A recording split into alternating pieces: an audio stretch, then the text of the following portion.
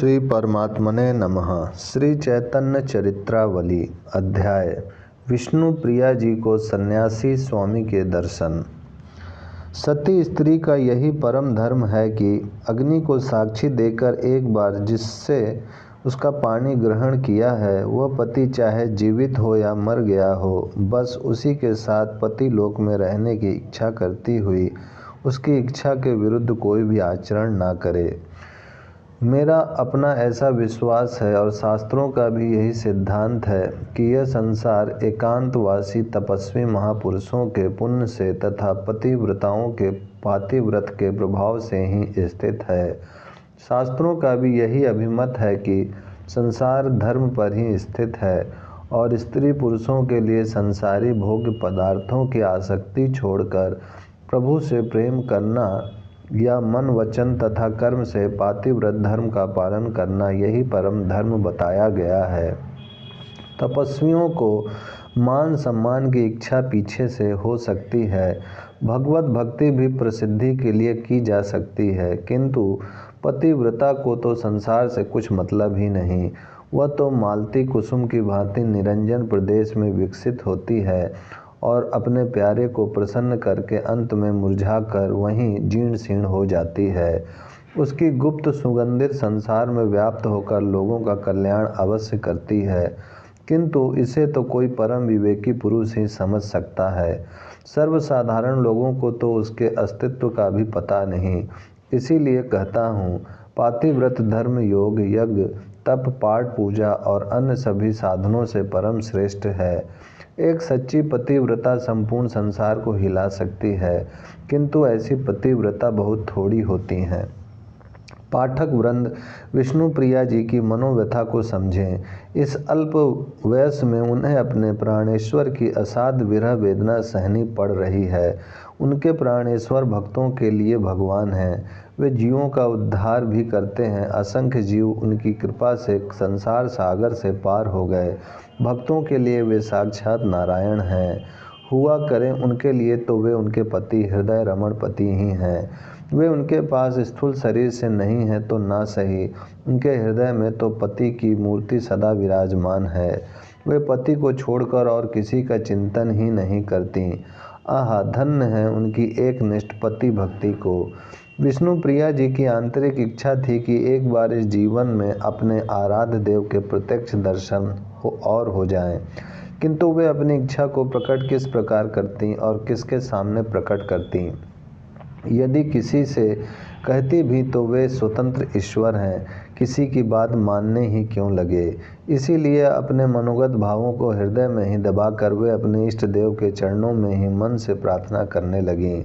वे प्रेम आकर्षण पर विश्वास रखती हुई कहने लगीं, वे तो मेरे घट की एक एक बात को जानने वाले हैं।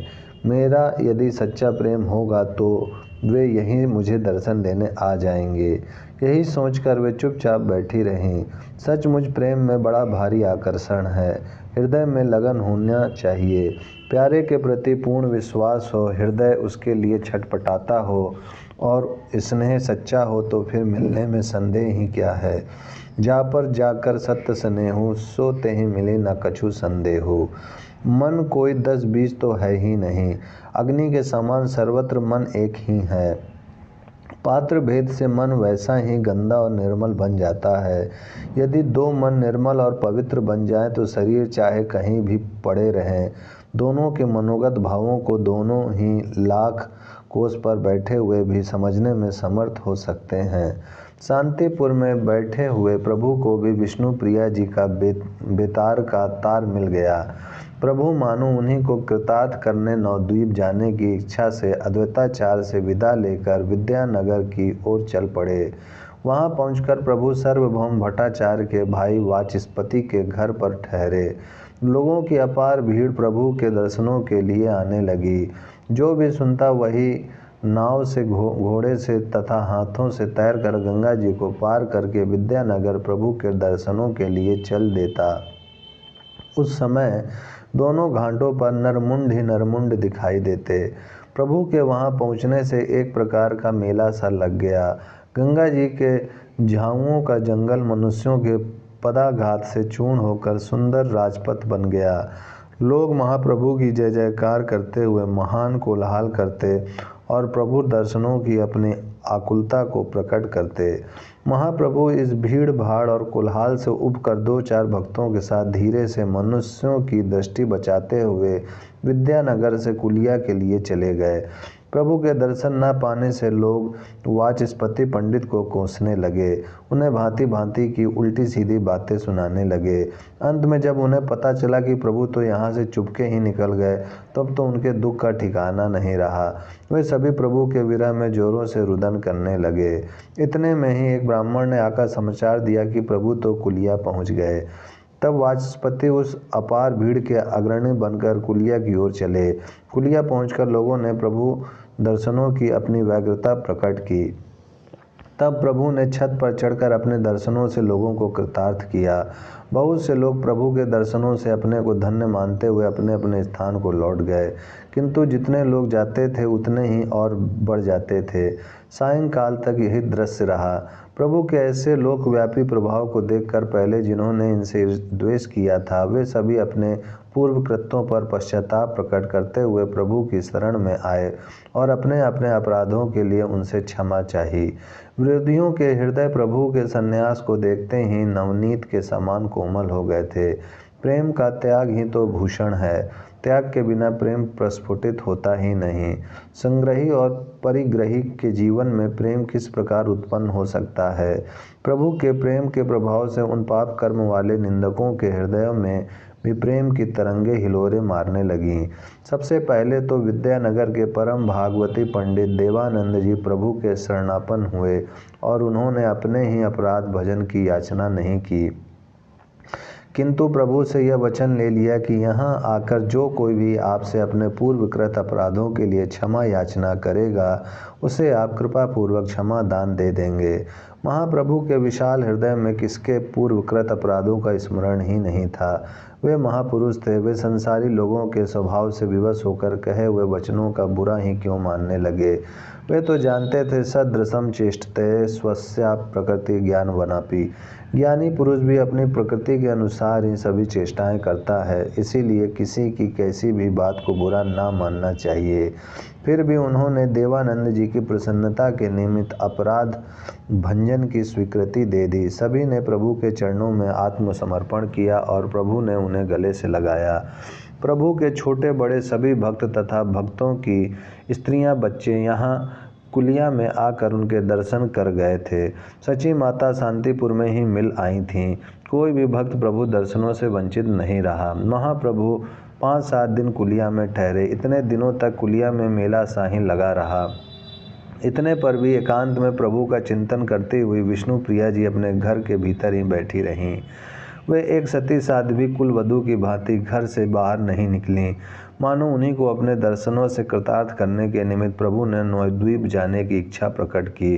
भक्तों के आनंद का ठिकाना नहीं रहा। उसी समय नौका मंगाई गई और प्रभु अपने 10-5 अंतरंग भक्तों के साथ गंगा पार करके नवद्वीप घाट पर पहुँचे। घाट की सीढ़ियों पर चढ़कर प्रभु शुक्लांबर ब्रह्मचारी की कुटिया पर पहुँचे। ब्रह्मचारी जी अपने भाग्य की भूरी भूरी प्रशंसा करते हुए प्रभु के पैरों में लोटपोट होने लगे। क्षण भर में ही यह समाचार संपूर्ण नगर में फैल गया। लोग चारों ओर से आकर प्रभु के दर्शनों से अपने को कृतार्थ मानने लगे। समाचार पाते ही सची माता भी जैसे बैठी थी वैसे ही दौड़ी आईं। प्रभु ने माता की चरण वंदना की। माता अपने अश्रुओं से प्रभु के वस्त्रों को भिगोने लगीं।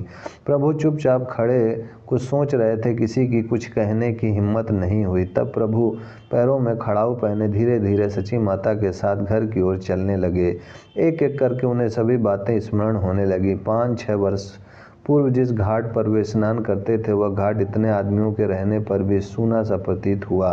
सभी पूर्व परिचित वृक्ष हिल हिलकर मानो प्रभु का स्वागत कर रहे हों। वे ही भवन, वे ही अट्टालिकाएं, वे ही प्राचीन पथ, वे ही देवस्थान प्रभु की स्मृति को फिर से नूतन बनाने लगे।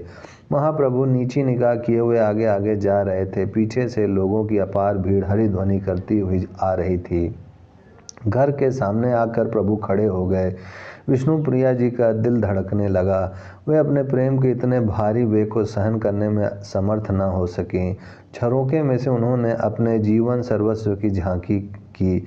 सिर मुड़े हुए और गेरुए वस्त्र धारण किए हुए प्रभु को विष्णुप्रिया जी ने अभी सर्वप्रथम देखा है। उनके प्रकाशमान चेहरे को देखकर विष्णुप्रिया जी चित्र में लिखी मूर्ति के ही समान बन गईं। उनके नेत्रों में से निकलने वाले निरंतर के अश्रुकण ही उनकी सजीवता का समर्थन कर रहे थे। विष्णुप्रिया जी की इच्छा अपने प्राणेश के चरणों में प्रणत होकर कुछ प्रार्थना करने की थी, किंतु इतनी अपार भीड़ में कुलवधू बाहर कैसे जाए, यही सोचकर वे दुविधा में पड़ गईं। फिर उन्होंने सोचा, जब वे यहाँ तक आए हैं सन्यासी होकर भी उन्होंने इतनी अनुकंपा की है, तब मुझे बाहर जाने में अब क्या लाज। लोक लाज सब इन्हीं के चरणों की प्राप्ति के ही निमित्त तो है। जब ये चरण साक्षात सम्मुख ही उपस्थित हैं, तब इनके स्पर्श सुख से अपने को वंचित क्यों रखूं।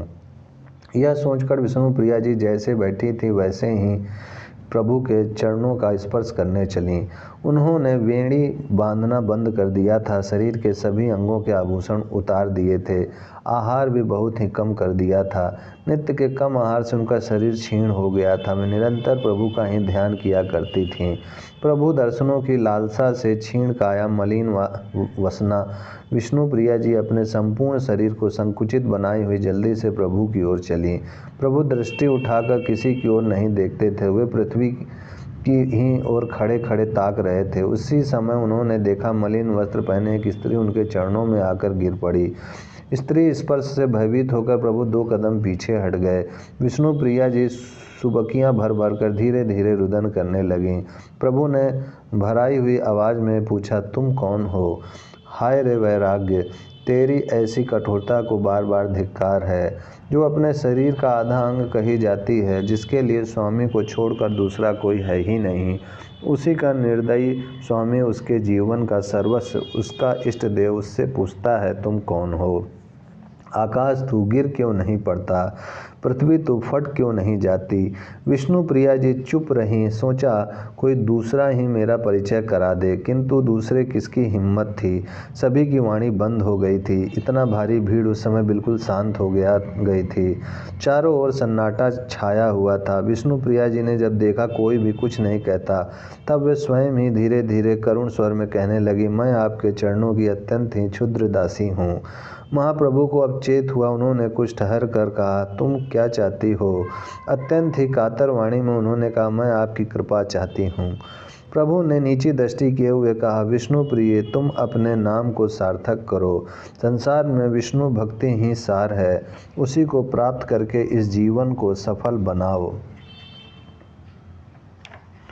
रोते रोते विष्णुप्रिया जी ने कहा, आपके अतिरिक्त कोई दूसरे विष्णु हैं, इस बात को मैं नहीं जानती और जानने की इच्छा भी नहीं है।